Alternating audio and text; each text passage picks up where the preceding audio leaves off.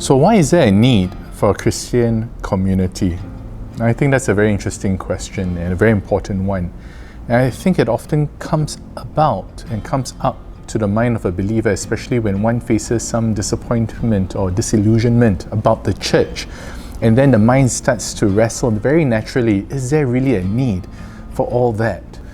Well, to then understand the need for the community, for the Christian community of the people of God, we should take a step back and to look at the history and where it originated from. And it will actually take us all the way back to the book of Exodus, in the time where the Lord led the Hebrews out of Egypt. And He made a covenantal promise to them where He said, I will be your God and you will be my people. And in that instant, when that covenant and that promise was made, God's people, the community of God's people was formed. One of the first things that were instructed to the people was this, that they were not to intermarry with other Gentile, non-believing nations. They were not to partake in their feasts or their idol worship. They were not to mingle with them.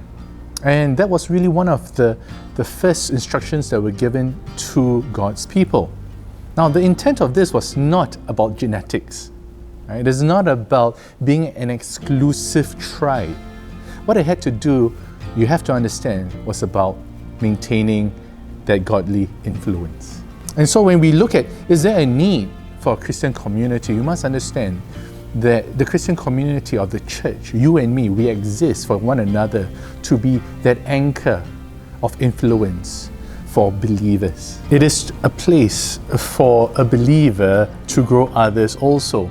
And I think one of the biggest issues that believers now tend to forget is that our need to contribute into the lives of others also. We, as believers of God, must be both receivers and givers of His love.